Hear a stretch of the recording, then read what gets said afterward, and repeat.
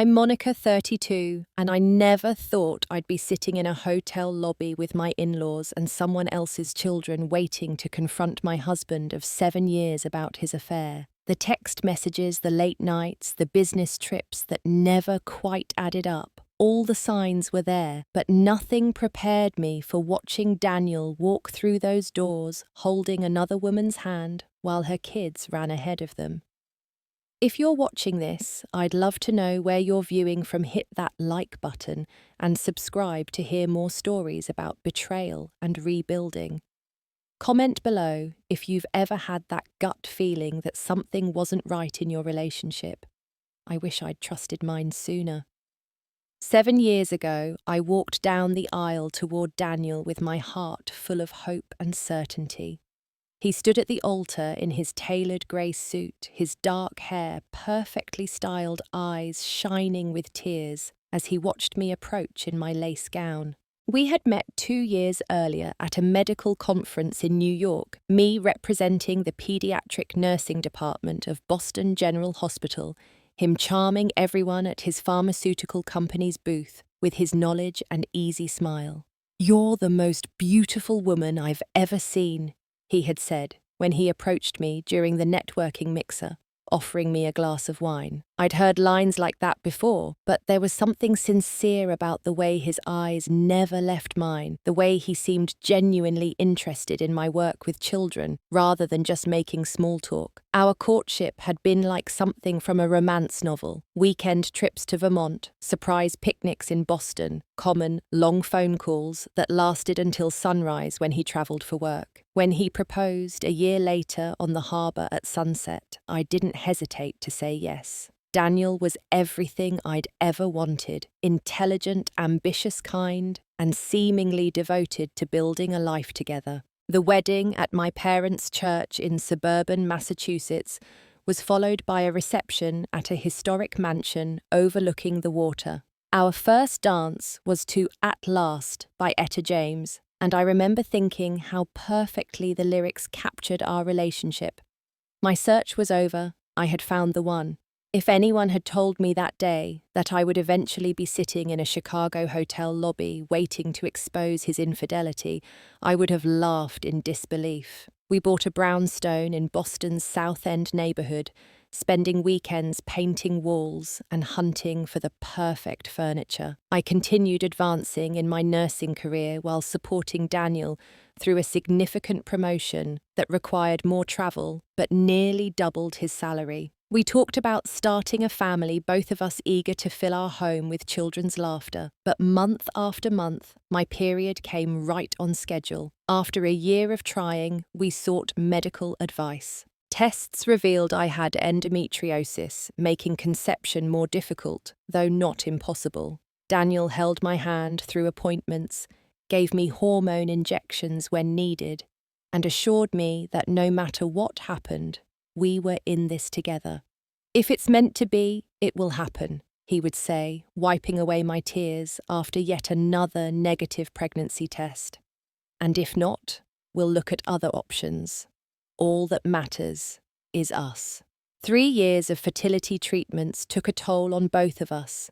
The financial strain, the emotional roller coaster, the scheduled intimacy that began to feel more medical than romantic. Yet through it all, we presented a united front to the world. Our friends called us the perfect couple, always in sync, always supportive of one another. Daniel's parents, Robert and Catherine, treated me like the daughter they never had, often telling us how lucky we were to have found such a strong partnership.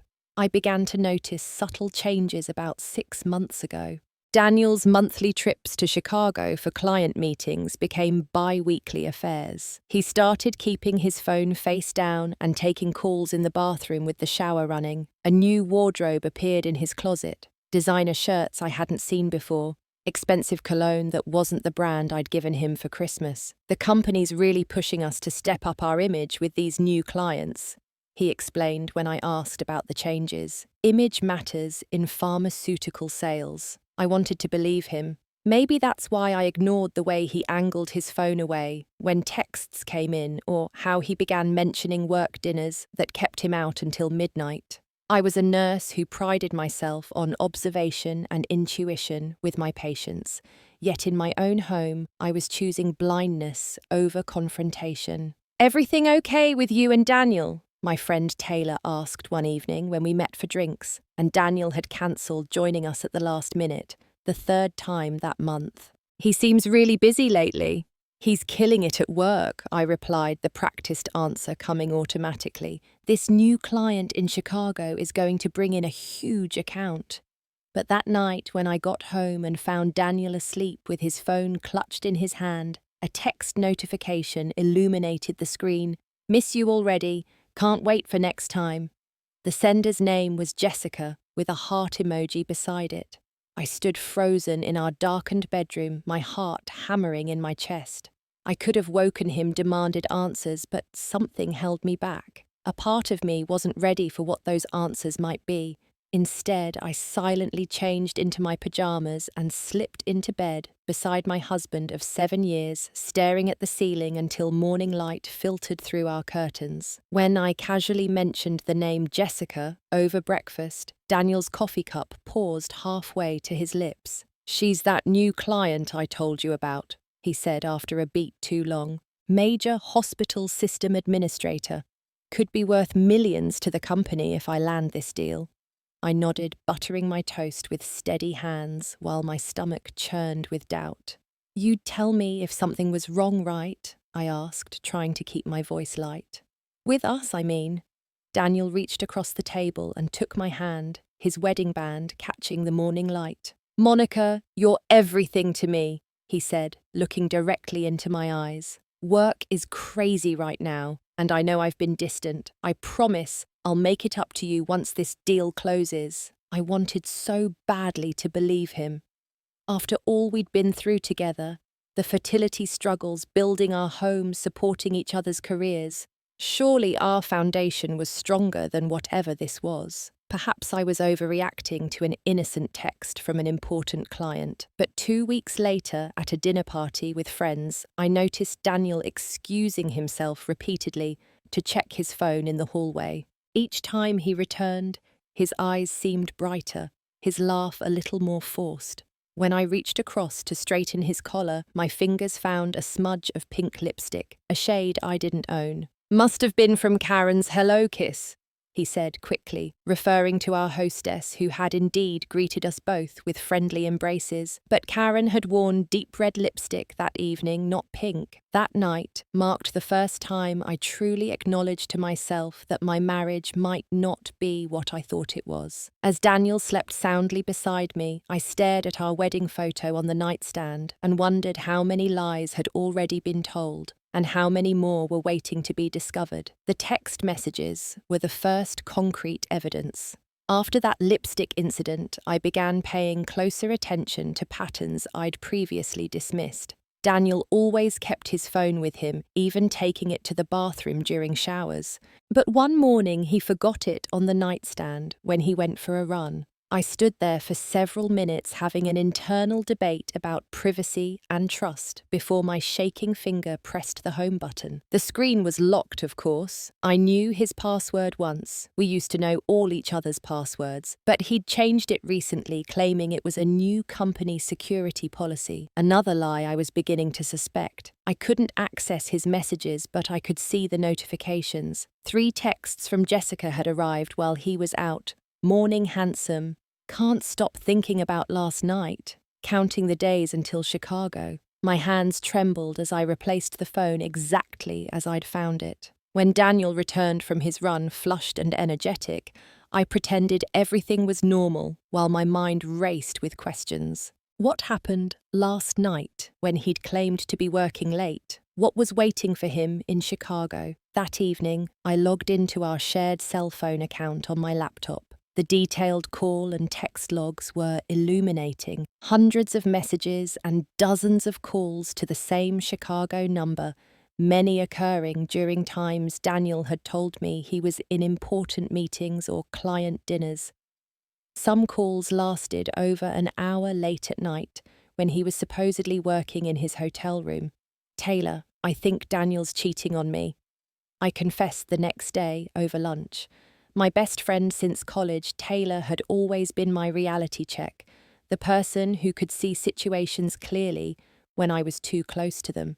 "What makes you think that?" she asked, her fork pausing midway to her mouth. I shared everything: the text, notifications, the call logs, the lipstick, the new clothes, the increased trips to Chicago. As I spoke, I realized how overwhelming the evidence seemed when laid out all at once. "Honey, that doesn't sound good," Taylor admitted when I finished, "but you need concrete proof before you confront him. Otherwise, he'll just explain everything away like he's been doing." She was right. Daniel had become an expert at making me doubt my own suspicions. Each question I raised was met with a plausible explanation that made me feel paranoid for asking. It was a pattern I recognized from my work. Gaslighting was a common tactic in abusive relationships, yet I hadn't identified it happening in my own marriage until now. That weekend, while Daniel was playing golf with clients, I searched our home office. In the back of his desk drawer, I found hotel receipts from his Chicago trips. Rooms with king beds when he'd told me he stayed in standard accommodations with 2 queens. The room service charges included bottles of champagne and 2 breakfast orders. One receipt had a note about rose petals on bed as requested. My heart felt like it was being crushed in my chest. This wasn't business.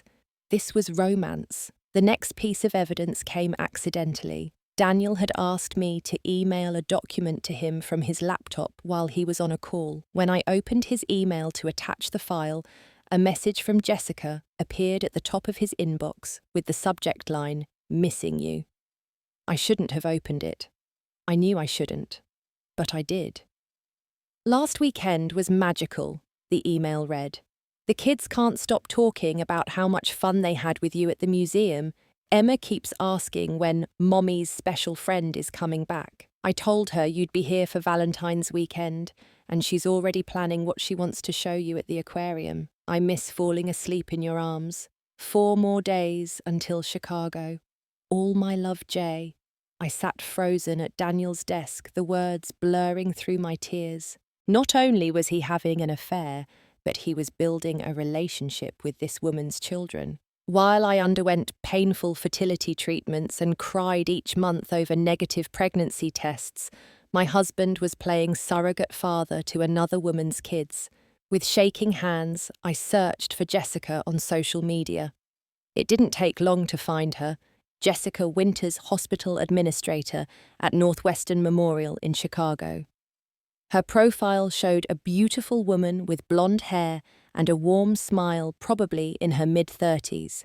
Recent photos included 2 children, a boy and a girl who appeared to be around 7 and 9. Their father wasn't in any pictures, and her relationship status was set to divorced. I closed the laptop and went straight to the bathroom, barely making it before I vomited from the stress. As I rinsed my mouth and stared at my reflection, I barely recognized the woman looking back at me, pale with dark circles under her eyes, 10 pounds lighter than I'd been a month ago from stress-induced lack of appetite. "Who are you?" I whispered to my reflection. "And when did you become someone who accepts this?" The next day, I called in sick to work for the first time in 3 years. Instead of going to the hospital, I met with a private investigator, recommended by a divorce attorney Taylor had researched. The investigator was a kind-faced woman named Linda, who listened without judgment as I shared my suspicions. "This is more common than you might think," she assured me. "I'll need some information about his next trip to Chicago, and I'll see what I can find." 2 weeks later, Linda handed me a manila envelope in a quiet coffee shop across town. Inside were photos of Daniel and Jessica, holding hands as they entered a restaurant, kissing outside her apartment building, his hand on the small of her back as they walked through Millennium Park with her children. There was even a photo of Daniel lifting the little girl onto his shoulders, all of them laughing in the sunshine. "I'm sorry," Linda said quietly, as tears rolled down my cheeks. Based on my observation and conversations with staff at the places they frequented, this appears to be an established relationship of at least several months. I nodded, unable to speak. The final photo showed them entering a hotel, the Four Seasons Chicago, with Daniel's arm around Jessica's waist, her head leaning against his shoulder. They looked comfortable together, happy, in love. It was undeniable now. My husband of 7 years was living a double life, and I had been the fool who believed his lies.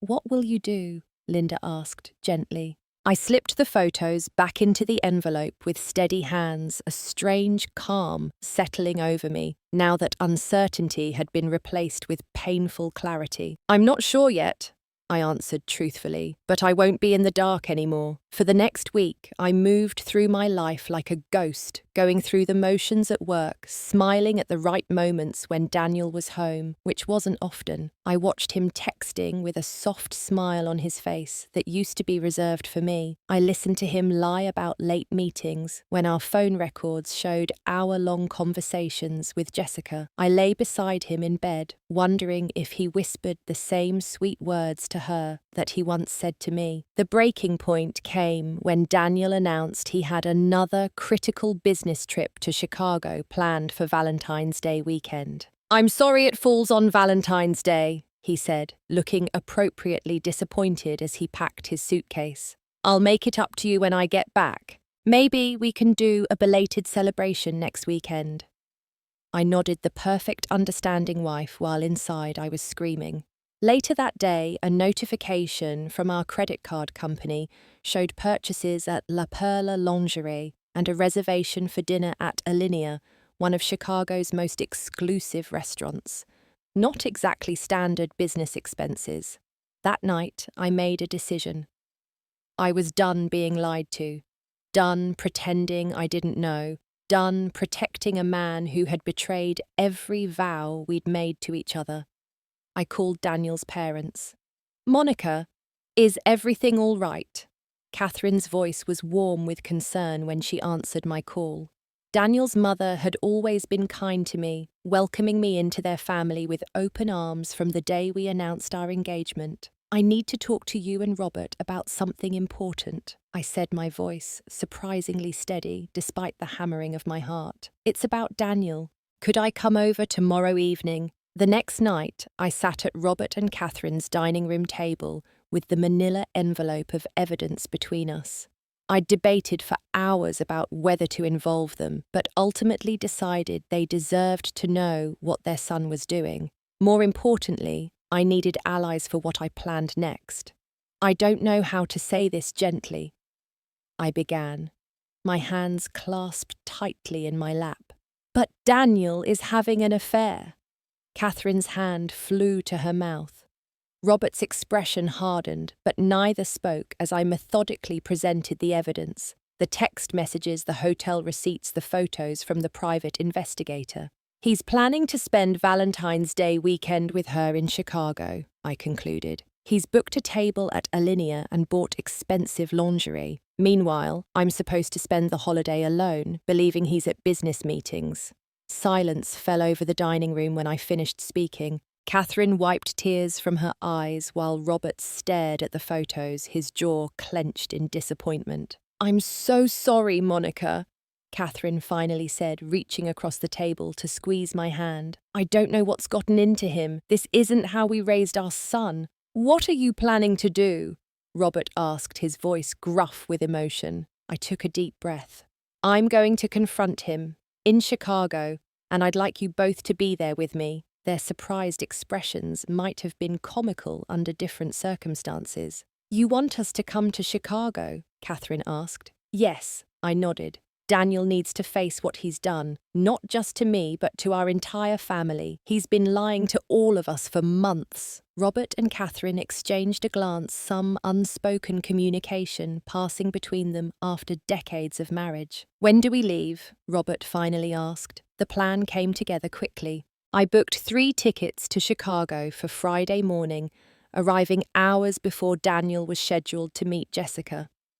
Through further social media investigation, I discovered Jessica had been telling friends she was introducing her children to a special man in her life that weekend. "The kids are so excited to spend the weekend with Mum's boyfriend," her sister had commented on a post. "Let me know what time to pick them up Sunday evening."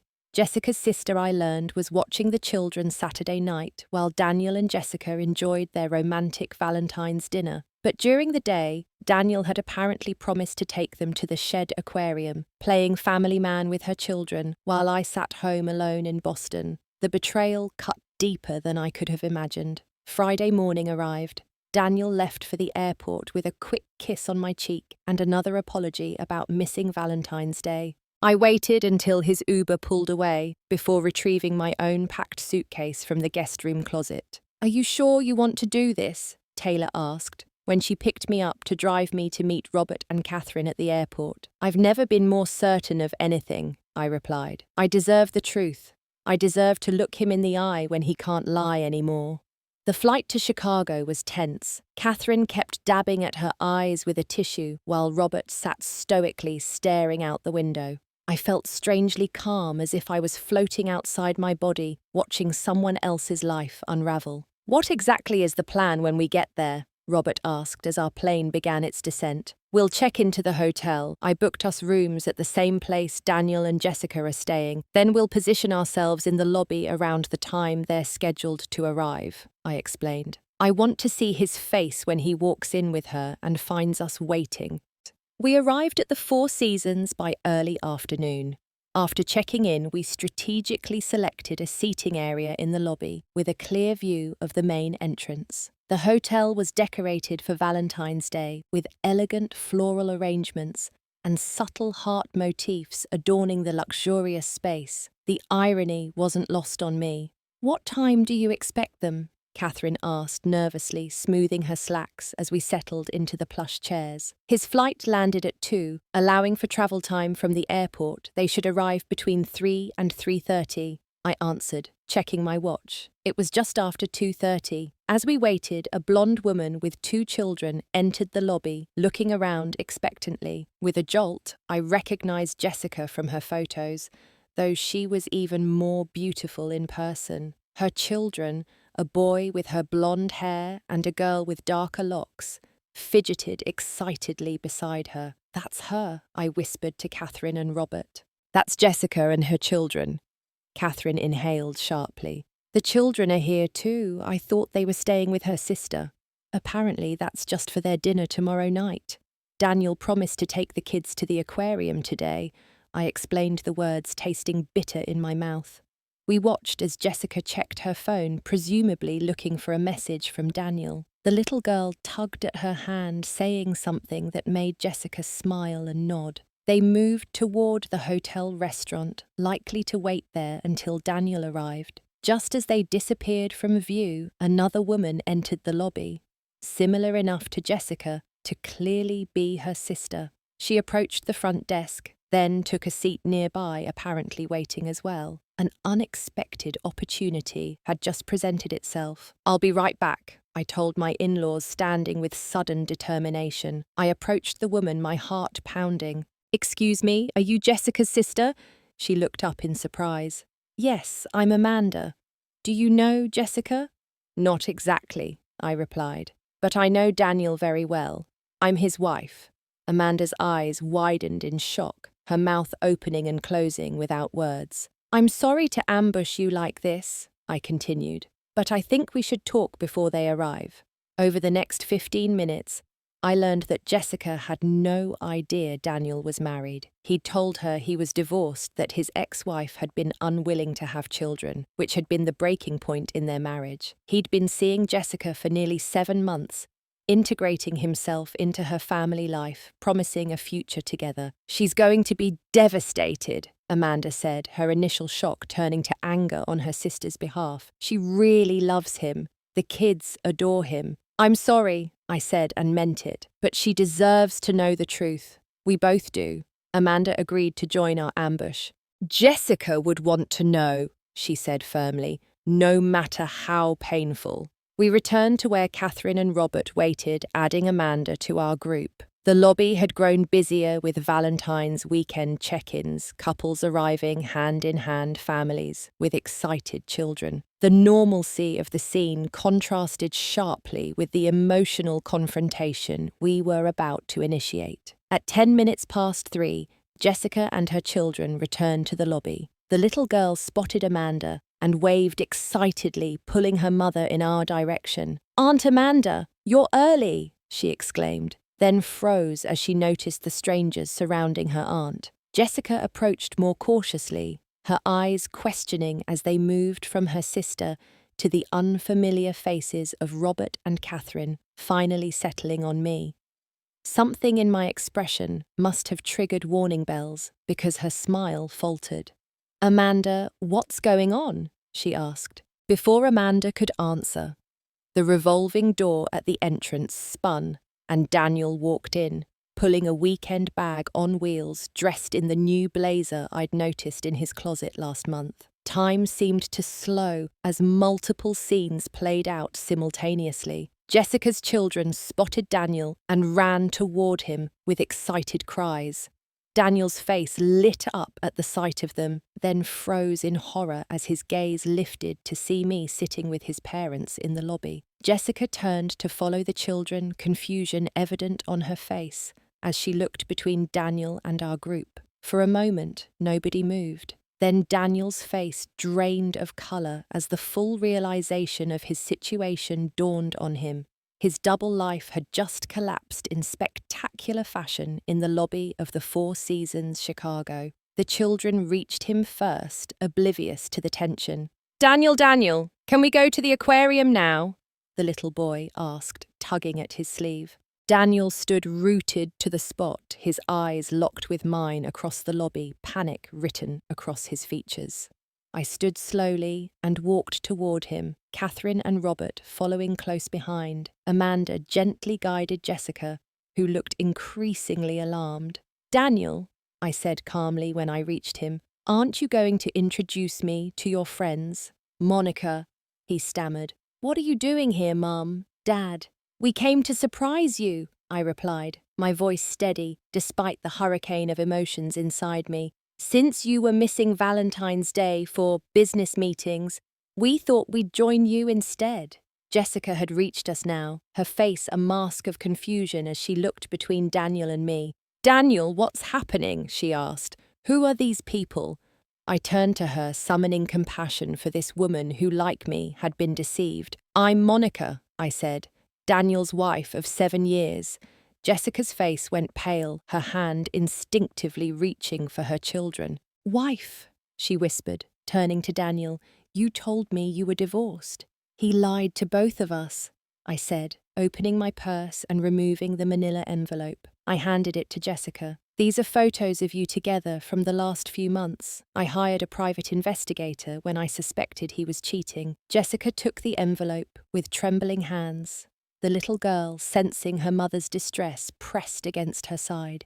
"Mummy, who is this lady?" she asked. "Emma Jake, go with Aunt Amanda for a minute," Jessica instructed, her voice strained but controlled. Amanda quickly ushered the confused children a short distance away, distracting them with questions about what animals they wanted to see at the aquarium. Daniel finally found his voice.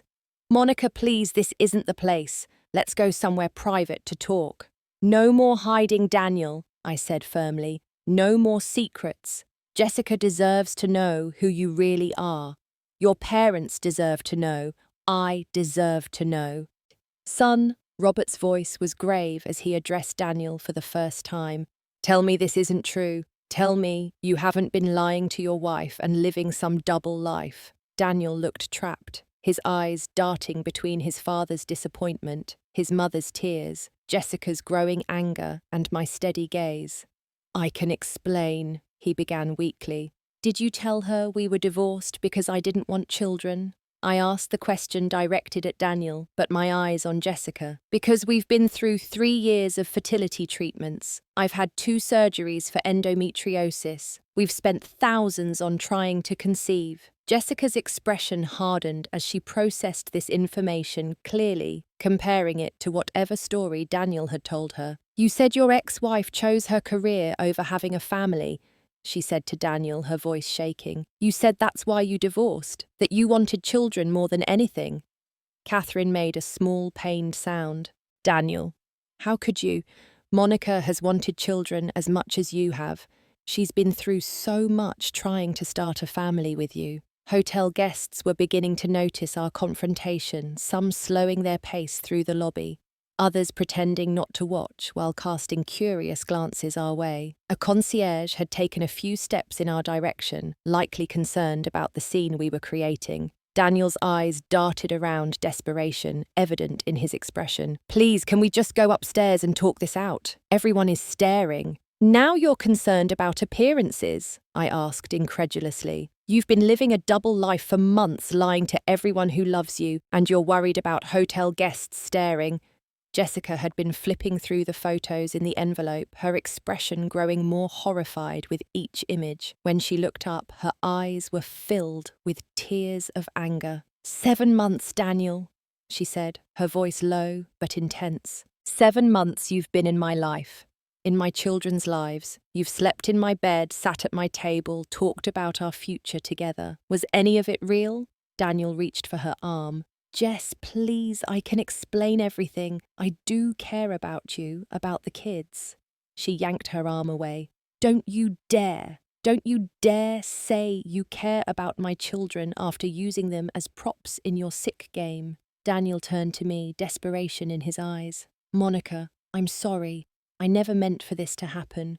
Things between us weren't good, you know that. All the pressure with the fertility treatments, the disappointments month after month. Don't you dare blame our fertility struggles for your choices." I cut him off, my voice finally breaking with emotion. "We were a team, Daniel. At least I thought we were. If you were unhappy, you could have talked to me. You could have suggested counselling. You could have asked for a divorce. Instead, you chose to lie, to cheat, to build a relationship with another woman and her children while watching me cry every month over negative pregnancy tests." Catherine stepped forward, placing a protective arm around my shoulders. "I raised you better than this, Daniel. Your father and I are deeply disappointed in the choices you've made." Jessica had composed herself, drawing on inner strength that I recognized and respected. She turned to me, woman to woman. "I had no idea he was married," she said firmly. "I would never have gotten involved with him if I'd known. Never would have let my children get attached." "I believe you," I said sincerely. She gathered the photos and handed the envelope back to me. "Thank you for having the courage to come here today, for telling me the truth." She turned to Amanda. "We're leaving. Can you help me with the kids?" "Of course," Amanda replied, shooting a disgusted look at Daniel before guiding the children back to their mother. "But the aquarium," the little girl protested, her face falling with disappointment. Jessica knelt to her daughter's level, summoning a smile despite her pain. "We'll go tomorrow, just us and Aunt Amanda. I promise." "What about Daniel?" the boy asked, looking back at the man who had clearly become important in his young life. Jessica's composure nearly broke at her son's innocent question, but she held it together. "Daniel has to leave. He won't be joining us anymore." "Ever?" the girl asked, her lower lip trembling. "Ever," Jessica confirmed, casting one last look of hurt and anger toward Daniel before leading her children toward the elevators, presumably to collect their things from their room. As they walked away, Daniel made a move to follow, but Robert's hand on his shoulder stopped him. "Let them go, son. You've done enough damage." We stood in tense silence as Daniel watched Jessica and her children disappear into the elevator, the reality of his ruined deception finally sinking in. "I think we should continue this conversation somewhere private," I finally said, acutely aware of the attention we'd drawn. "We have a lot to discuss." Daniel nodded numbly, the fight gone out of him now that both women in his double life had seen the truth. As we moved toward the elevators to head up to our rooms, I caught a glimpse of my reflection in a decorative mirror. The woman looking back at me was pale but standing tall, eyes clear despite the pain behind them. In that moment, I knew that regardless of what happened next, I had taken back control of my narrative. No more shadows, no more doubt, no more lies. Whatever came next would be painful, but it would be based in truth, and that was something I could build upon. The hotel room confrontation that followed was both excruciating and cathartic. Daniel Robert. Catherine and I gathered in my room, the Valentine's Day decorations in the corridor outside, a mocking reminder of the romantic weekend that had disintegrated for everyone involved. "How long has this been going on?" I asked, once the door was closed, my voice steadier than I expected. Daniel sat heavily on the edge of the bed, his head in his hands. For several seconds he said nothing, then finally looked up, defeat etched across his features. 7 months, he admitted. "I met Jessica at a pharmaceutical conference here in Chicago. She was representing Northwestern Memorial Hospital." 7 months. I repeated the timeline, crystallizing in my mind. So this started right after my second surgery, while I was still recovering. Daniel had the decency to look ashamed. "It wasn't planned, Monica. I was lonely, feeling hopeless about our situation. Jessica was kind, she listened. I was lonely too." The words burst from me, the first crack in my composed facade. "Do you have any idea what it's like to go through fertility treatments, to have your body pumped full of hormones, to be poked and prodded and surgically altered, all while feeling like a failure as a woman? I was lonely and scared and in pain, but I didn't cheat on you." Catherine made a small sound of distress from where she stood by the window. Robert placed a supportive hand on my shoulder. "There is never an excuse for infidelity, son," Robert said, disappointment heavy in his voice. "Your mother and I taught you better than this." Daniel's shoulders slumped further. I know there's no excuse." "Then why?" I demanded, tears finally spilling down my cheeks. "Why her? Why destroy everything we built together? Why lie to everyone, including her children? It felt easy with her." Daniel confessed each word, driving another dagger into my heart. No fertility charts, no scheduled sex, no disappointment month after month, just simple companionship. Then I met her kids, and they were so open, so affectionate. Jake asked if I could be his dad after just the 3rd time I saw him. "So you pretended to be divorced?" Catherine asked incredulously. "You told that poor woman Monica didn't want children. How could you tell such terrible lies?" Daniel couldn't meet his mother's eyes. "It just happened. One small lie led to another, and before I knew it, I was living this double life. I told myself I would figure it out eventually, that I just needed time." "Time for what?" I interrupted. "Time to decide which woman you wanted to keep. Time to figure out how to leave me for your new, ready-made family without looking like the villain." Daniel's silence was damning. "You know what hurts the most?" I continued, my voice breaking. "Not just the affair, not just the lies.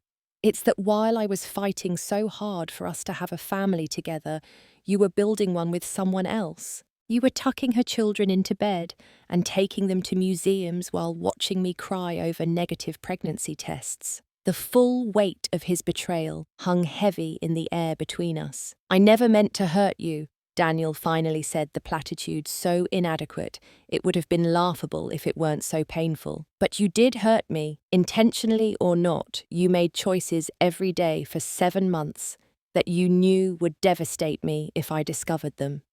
I turned away from him, facing the window that overlooked the Chicago skyline. The city looked beautiful in the late afternoon light, indifferent to the human drama unfolding in this hotel room.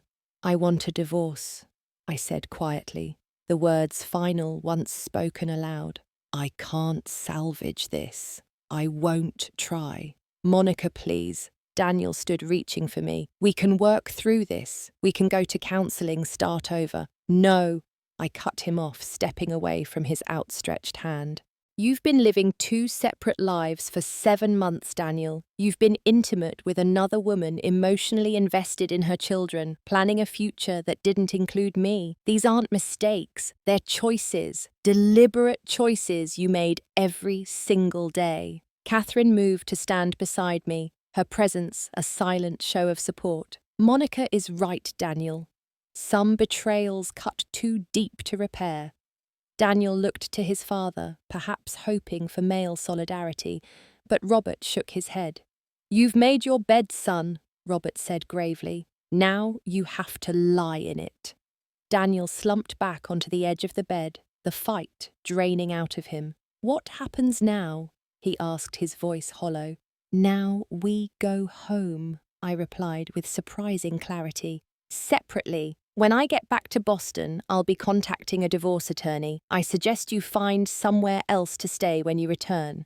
"You're throwing me out of our house?" Daniel asked, a hint of indignation creeping into his tone.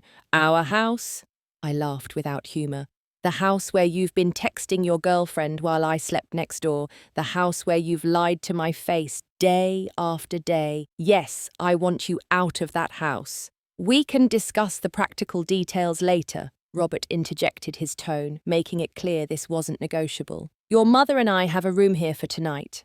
We'll fly back with Monica tomorrow. I suggest you take some time to think about the consequences of your actions before you return to Boston." Daniel looked between his parents and me, the reality of his situation finally sinking in. Not only had he lost both women in his double life, but he had also lost the respect of his parents and would soon lose his home. "I'm sorry," he said again, the words sounding hollow against the magnitude of his betrayal. "I never meant for any of this to happen." "But it did happen, Daniel," I replied, suddenly feeling exhausted. "And sorry doesn't undo it." I gathered my purse, ready to leave the suffocating atmosphere of the room. "I'm going for a walk. I need some air." "I'll join you," Catherine offered, clearly not wanting me to be alone. We left Daniel with his father, both men looking lost in different ways.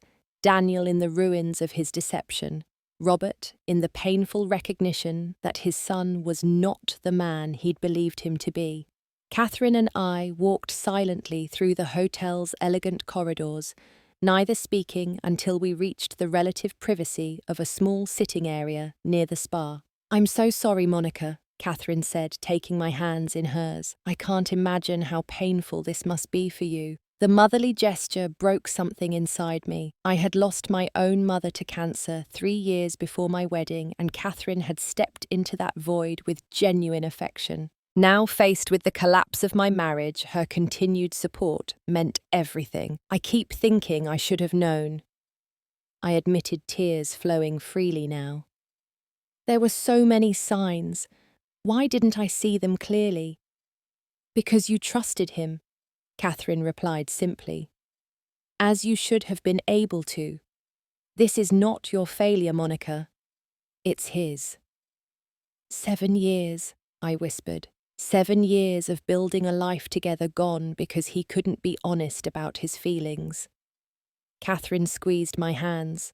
"Not gone entirely.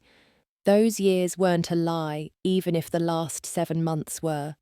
You built a career, a home, relationships with people who care about you, including Robert and me." I looked up, surprised. "You'll still, I mean after the divorce, you will always be family to us," Catherine said firmly. "Daniel's choices don't change how we feel about you." Her words were a balm to my wounded heart. In the midst of losing my husband, the knowledge that I wouldn't also lose his parents, who had become like my own, was a small but significant comfort. "Thank you," I said, truly grateful. "That means more than you know." We sat together for a long while, sometimes talking, sometimes silent, processing the seismic shift that had occurred in all our lives that afternoon.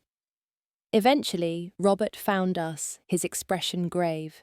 "Daniel's gone," he said. "He checked out and left, said he needed time to think." I nodded, not surprised. Running away had always been Daniel's response to difficult situations. "Did he say where he was going?" "No, but I suspect not to Jessica's," Robert replied. "That bridge is thoroughly burned." That evening, the 3 of us had a quiet dinner in the hotel restaurant, deliberately avoiding talk of Daniel or the confrontation. Instead, Catherine shared stories from her garden club, Robert discussed his golf game, and I talked about my pediatric patients. It was a strange attempt at normalcy amid extraordinary circumstances, but I appreciated their efforts to provide distraction. Back in my room that night, I stood at the window looking out at the Chicago skyline, wondering if somewhere in those countless windows, Jessica was having a similar moment of reflection. I felt an unexpected kinship with this woman I'd never really met. Both of us deceived by the same man, both left to rebuild our understanding of the past 7 months. My phone buzzed with a text from an unknown number. "This is Jessica. Amanda gave me your number. I think we should talk woman to woman.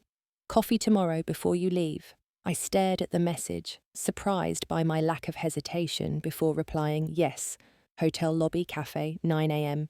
Her response came quickly. "I'll be there. Just me, no kids." Sleep came fitfully that night, my dreams filled with fragmented images. Daniel with Jessica's children, empty pregnancy tests, lined up like soldiers, my wedding ring rolling down a drain. I woke at dawn, emotionally exhausted but somehow lighter, as if the confrontation had lanced a festering wound that could now begin to heal. At 9, precisely, I spotted Jessica sitting alone at a corner table in the cafe, 2 cups of coffee already in front of her. She looked as tired as I felt, her eyes shadowed, but she managed a small smile of recognition as I approached. "I ordered you a latte," she said as I sat down. "I wasn't sure how you take it." "Thank you," I replied, adding a packet of sugar. That was thoughtful. An awkward silence fell between us. 2 strangers connected by an intimate betrayal. "I want you to know I truly had no idea Daniel was married," Jessica finally said. "If I had known, I never would have let him into my life, into my children's lives." "I believe you," I said sincerely. "Daniel became very good at lying to both of us." Jessica nodded, wrapping her hands around her mug. "After you left yesterday, I went through my phone looking at our text exchanges with new eyes. There were so many clues I missed. His reluctance to introduce me to friends, always being the one to visit me rather than inviting me to Boston, vague references to his past that now obviously meant his present with you.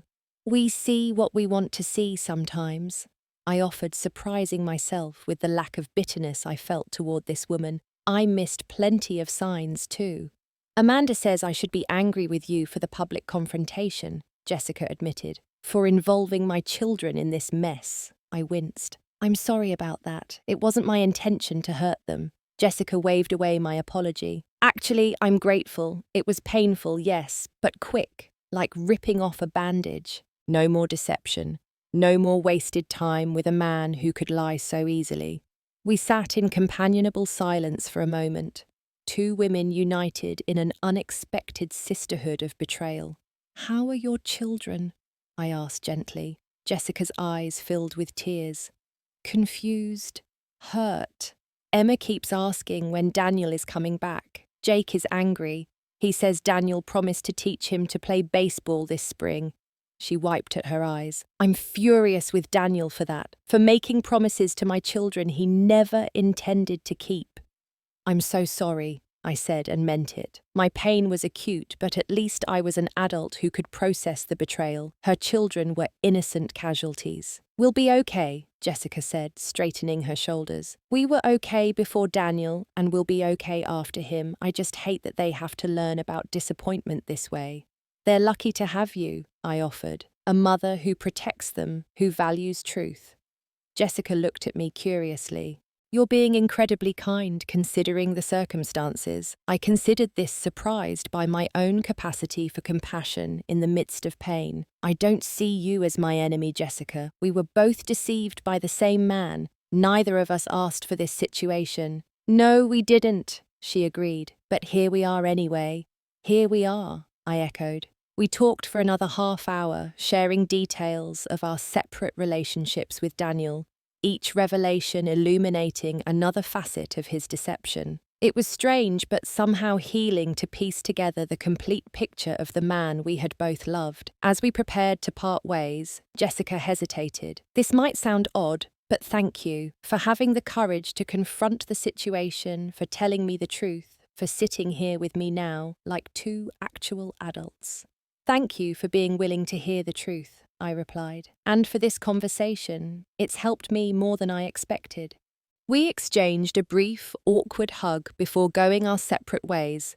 Jessica back to her children, and the process of explaining Daniel's absence me to meet Catherine and Robert for our flight home. On the plane back to Boston, I gazed out at the clouds below us and felt the first tentative stirrings of something unexpected hope. Not for reconciliation with Daniel, that door was firmly closed, but for my own future, a future built on truth, on self-respect, on refusing to accept less than I deserved. The confrontation in that hotel lobby had been painful, public, and messy, but it had also been necessary. The moment I reclaimed my narrative from the shadows of deception. I didn't know exactly what came next, but I knew I would face it with clear eyes and an open heart, no longer living in the dark. The next weeks passed in a blur of practical logistics and emotional recalibration. When I returned to Boston, Daniel was nowhere to be found. He had checked into a hotel downtown rather than coming home, a small mercy that spared us an immediate confrontation. Through text messages, we arranged for him to collect his essential belongings while I was at work, an arrangement that allowed me to maintain the sanctuary of our home without his disruptive presence. My first call upon returning was to Jennifer Lawson, a divorce attorney Taylor had researched while I was still gathering evidence of Daniel's affair. Jennifer was direct, but compassionate. Her office, a soothing space of muted colours and comfortable furniture that had clearly been designed with distressed clients in mind. Based on what you've told me about the duration and nature of the affair and the documentation you've gathered, we're in a strong position, Jennifer explained during our initial consultation. Massachusetts isn't a pure no-fault state. Infidelity can be considered when determining property division. I don't want to punish Daniel financially, I clarified. I just want a fair settlement and a clean break. Jennifer nodded approvingly. That's a healthy approach. Divorce proceedings driven by vengeance tend to be longer, more expensive, and more emotionally draining for everyone involved. Under Jennifer's guidance, I began the pragmatic work of disentangling my life from Daniel's, separating bank accounts, cataloguing assets, gathering financial records. The cold, administrative nature of ending a marriage was oddly grounding, giving me concrete tasks to focus on while my emotional world continued to shift beneath my feet. Daniel finally called 2 weeks after Chicago. His voice sounded hollow through the phone, stripped of the confidence that had once been so characteristic. "Can we meet?" he asked, "to talk about what happens next?" I suggested a coffee shop near my office, a neutral location with the built-in time constraint of my work schedule. When I arrived, he was already there nursing a black coffee at a corner table. He looked terrible, unshaven circles under his eyes, his normally impeccable clothing wrinkled as if he'd slept in it. "Thank you for meeting me," he said, as I sat down opposite him. "I wasn't sure you would."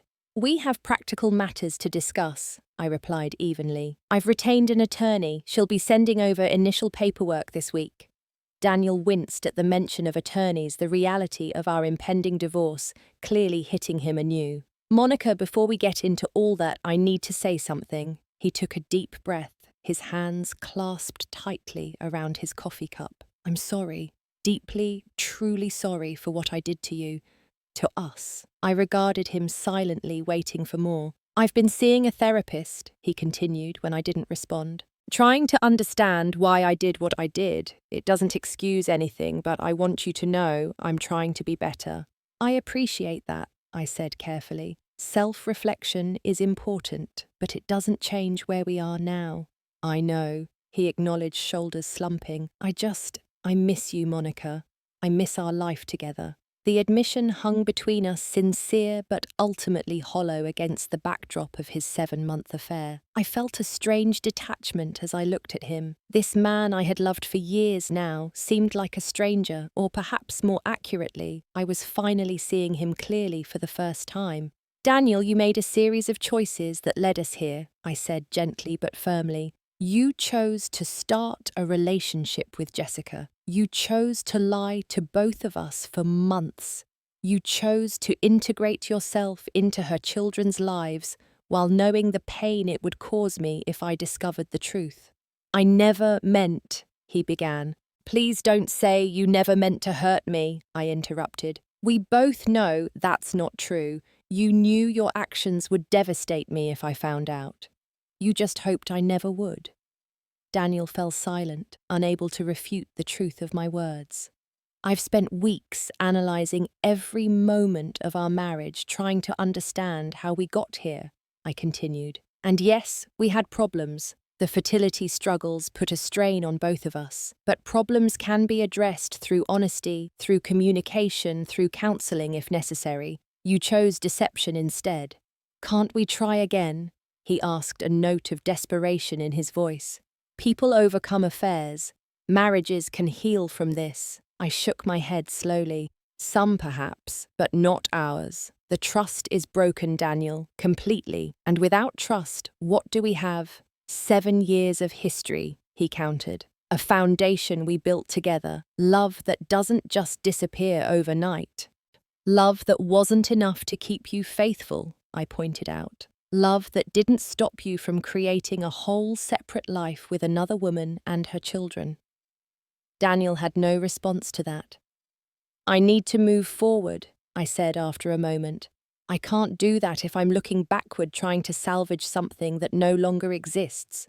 What about the fertility treatments, he asked. We were still trying for a baby just 2 months ago. The reminder sent a sharp pain through my heart. Thank God I'm not pregnant, I said with sudden, fierce conviction. Can you imagine discovering your affair while carrying your child? Being linked to you forever through a baby who would shuttle between 2 homes because Daddy couldn't keep his promises. Daniel paled at the scenario. I would have been a good father, he said weakly. Maybe, I acknowledged, but you weren't a good husband, and now we'll never know what kind of father you might have been to our child. The finality of that statement hung between us, the shared dream of parenthood, now permanently altered, existing only in the realm of what might have been. The house, Daniel began after a long silence. I'd like to keep it, I said firmly. I can afford the mortgage on my own if you take the investment account. Jennifer will include the proposal in the paperwork. Daniel nodded, not arguing. What about holiday dinners with my parents? They care about you. They'll want you there. Catherine and I have already discussed this, I revealed. We're planning to maintain our relationship regardless of the divorce. How we handle holidays and family gatherings will evolve naturally over time. This seemed to surprise him. You've talked to my mother about staying in her life after divorcing me. Yes. She reached out to me last week. We had lunch. I didn't elaborate on the tearful conversation Catherine and I had shared, her assurances that I would always be family to her divorce papers notwithstanding. Daniel looked genuinely shaken by this information, perhaps only now fully realizing the ripple effects of his actions. Not just the end of our marriage, but the reconfiguration of family relationships he had taken for granted. They're still my parents, he said, a note of possessiveness in his voice. Yes, they are, I agreed, and they're deeply disappointed in you right now, but they love you. That won't change. Our coffee had grown cold, the conversation having covered the essential ground between us. I glanced at my watch, genuinely needing to return to work. I should go, I said, gathering my purse. Let's communicate through email about the logistics going forward. It's cleaner that way. Daniel reached across the table, his fingers brushing mine before I could withdraw my hand. Monica, please. Don't close the door completely. Give us a chance to try again. I looked at him, really looked at him, searching for the man I had loved for so many years.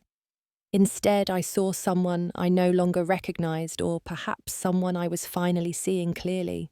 The door closed the moment you chose to build a life with someone else while still married to me. I said, my voice gentle but resolved. I deserve better than what you offered me, Daniel, and I'm going to find it with or without you, mostly without you. I stood to leave but paused for one final thought. I hope your therapy helps you understand why you did this, not for my sake but for yours, and for whoever comes next in your life. Break the pattern before you break someone else. Walking away from that coffee shop felt symbolic. The first deliberate steps toward my new life, a future I was choosing, rather than one chosen for me by Daniel's deception. The divorce proceedings moved forward with surprising efficiency. Daniel didn't contest anything accepting the equitable division of assets I proposed through Jennifer. 6 months after the confrontation in Chicago, I sat in a courtroom as a judge, officially dissolved my 7-year marriage, the legal process sterile and anticlimactic compared to the emotional journey that had preceded it. "How do you feel?" Taylor asked as we left the courthouse together. I considered the question carefully. "Lighter," I finally answered. "Like I've put down a heavy burden I didn't even realize I was carrying." The burden I had come to understand wasn't just the knowledge of Daniel's affair, but the years spent trying to be the perfect wife, to maintain the image of the perfect marriage, to suppress my own doubts and intuitions for the sake of harmony. The divorce hadn't just freed me from a broken marriage. It had freed me from the exhausting performance of pretending everything was fine when it wasn't. I had expected to feel more grief at the official end of my marriage. Instead, I felt a surprising sense of possibility, of open horizons, where before there had been only the narrowing tunnel of Daniel's deception. My relationship with Catherine and Robert evolved into something new but equally meaningful. We met for dinner once a month, carefully avoiding detailed discussions of Daniel while maintaining our genuine affection for one another. They became, in an unexpected way, the parents I had lost years before, supportive, loving, present in my life, not out of obligation, but out of choice. "You seem happier," Catherine observed during one of our dinners, about 8 months after the divorce was finalized. "More yourself, somehow." I agreed, surprising myself with the realization. I'm rediscovering who I am outside of being Daniel's wife. It's liberating in a way I didn't expect. I had sold our brownstone, unable to feel completely at home there, with the shadows of Daniel's deception lingering in every room. My new apartment was smaller, but filled with light, decorated entirely to my taste, without compromise. I had taken only what was truly mine from my marriage, leaving behind the accumulated trappings of our shared life in favor of a fresh start. Work became an anchor, my pediatric patients offering the perfect combination of challenge and reward. I had been promoted to head nurse of the pediatric oncology unit, a position that demanded all my professional skills while providing profound emotional fulfillment. "You're so good with them," a doctor commented one day as he observed me calming a frightened 5-year-old before a procedure. "You have a natural gift with children." The comment might have stung, once a reminder of the children I hadn't been able to have with Daniel. Now it felt like an affirmation of a path I was considering with increasing seriousness. 2 weeks after my conversation with Catherine, I scheduled an appointment with Dr. Collins, the fertility specialist, who had guided Daniel and me through our unsuccessful treatments. "Monica, it's good to see you," Dr. Collins greeted me warmly. "I heard about your divorce. I'm sorry things didn't work out." "Thank you," I replied. "Actually, that's partly why I'm here. I've been thinking about pursuing motherhood on my own."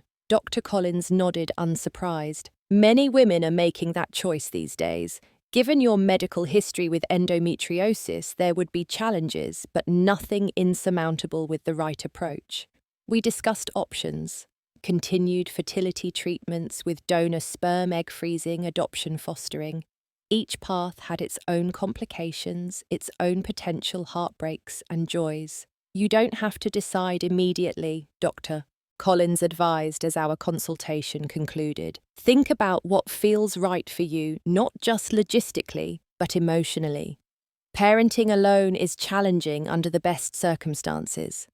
"I will," I promised, but I wanted to start the conversation, to know my options. As I left her office, I felt another piece of my new life clicking into place. Not a definite decision yet, but the freedom to consider possibilities that had seemed impossible within the constraints of my marriage to Daniel. Strangely, it was during this period of rebuilding that I received an unexpected message from Jessica. We had exchanged a few brief texts in the immediate aftermath of the Chicago confrontation, but our communication had naturally faded as we each focused on healing our separate wounds. "I'm going to be in Boston next month for a healthcare conference," her message read. "Would you be open to meeting for coffee or dinner? No pressure if it feels too weird."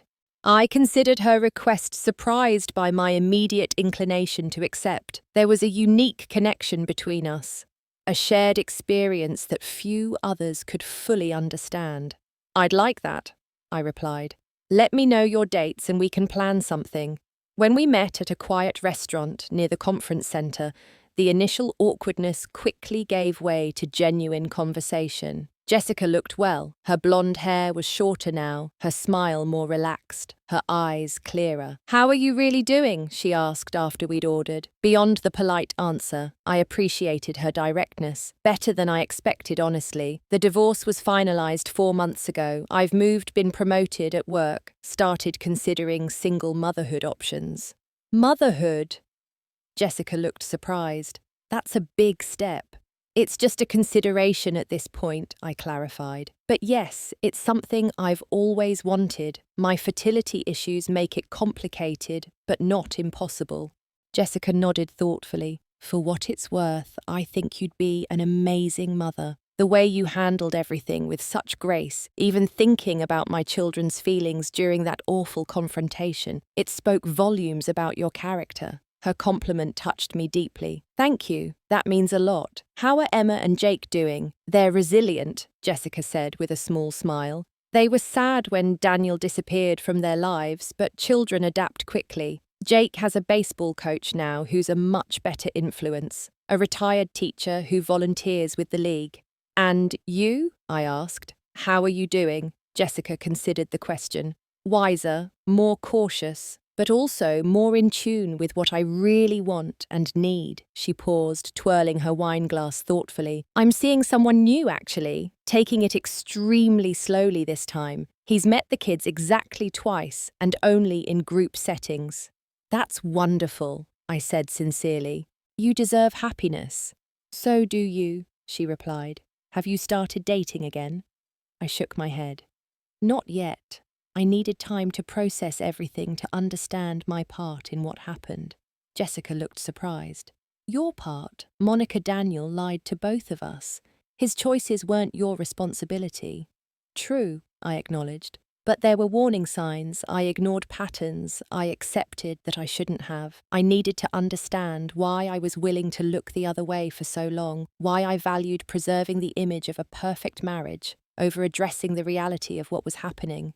Jessica nodded in understanding. That resonates. I've done similar work in therapy, examining why I was so quick to integrate Daniel into my children's lives, why I accepted vague explanations about his past without pressing for details.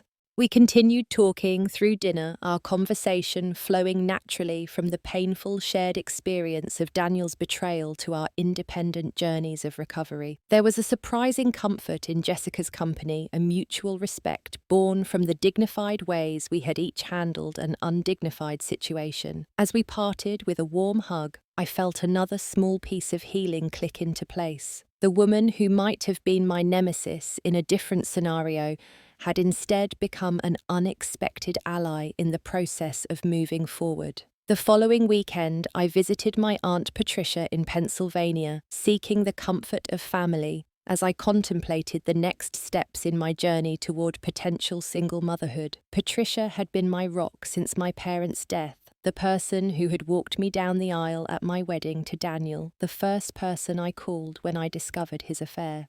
"You seem different," she observed as we sat on her porch swing, watching the sunset paint the sky in brilliant oranges and pinks. "Stronger somehow," I smiled, considering her observation. "I feel different, like I know myself better now." "Your mother would be proud of you," Patricia said softly. "Not just for surviving what Daniel did, but for how you've handled it, with dignity and grace." "I hope so," I replied, tears welling unexpectedly at the mention of my mother. "I've been thinking about her a lot lately, especially with this decision about pursuing motherhood on my own." Patricia squeezed my hand. "She always said you'd be an incredible mother someday, and for what it's worth, I think the fact that you're considering this carefully weighing all factors before deciding proves she was right." We sat in comfortable silence for a while, the gentle creaking of the porch swing, a soothing backdrop to my thoughts. "You know, whatever you decide about motherhood, you're going to be okay," Patricia said finally. Better than okay. The way you've rebuilt your life this past year shows that. Her words settled over me like a warm blanket, affirming what I had begun to believe myself, that the end of my marriage, painful as it was, had cleared the way for a more authentic life, one built on truth and self-knowledge rather than illusion. 1 year after the confrontation in the Chicago hotel lobby, I stood in my new apartment, looking out at the Boston skyline as sunset painted the buildings in gold. I had invited friends and family to a small gathering, not to celebrate my divorce, but to mark the reclamation of my life. Taylor arrived first, bearing wine and a potted plant for my balcony garden. Catherine and Robert came next, followed by colleagues from the hospital, neighbours from my building, and even Jessica, who had flown in from Chicago specifically for the occasion, having become an unexpected friend during our parallel journeys of healing. As I looked around at the people who had supported me through the darkest period of my life, I felt a profound sense of gratitude. The betrayal that had threatened to define me had instead refined me, burning away illusions and leaving behind something stronger, more authentic. I'd like to make a toast, I said, raising my glass as conversations quieted, not to endings, but to beginnings, to truth, even when it's painful, to resilience, even when it seems impossible, and to all of you who helped me remember who I am when I had forgotten.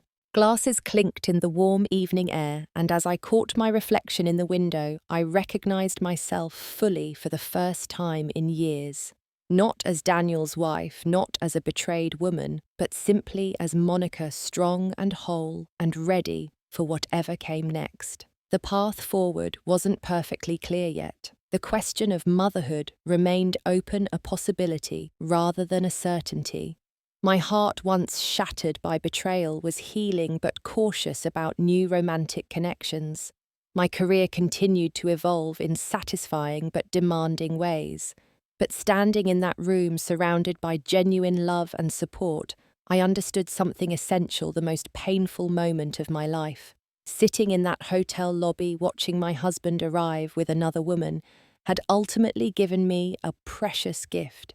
It had forced me to reclaim my narrative, to insist on truth, to rediscover my own worth beyond the reflection in someone else's eyes. "Are you happy?" Catherine asked quietly, as she joined me by the window, the question simple but profound. I considered it honestly, looking back at the year of loss and discovery, pain and healing, endings and beginnings. "Yes," I answered with certainty, not because everything is perfect, but because nothing is hidden anymore. There's freedom in that, in living authentically, even through the hard parts. Catherine nodded in understanding, her eyes shining with maternal pride as she squeezed my hand. As the evening continued around me, laughter and conversation filling my new home with warmth, I silently thanked the woman I had been a year ago, sitting terrified but determined in that Chicago hotel lobby, gathering the courage to confront the truth, no matter how painful. She couldn't have known then that the moment that seemed like an ending would actually be the beginning of something far more valuable. A life built on truth, self-respect, and the quiet knowledge that I was enough exactly as I was. Have you ever had to rebuild your life after a betrayal? How did you find the strength to move forward? I'd love to hear your stories in the comments below. This journey has taught me that sharing our experiences helps others feel less alone, so please like this video if it resonated with you and subscribe for more stories of resilience and growth. Thank you for listening to my story. Remember that sometimes our most painful moments can lead to our greatest transformation if we have the courage to face them with honesty and grace.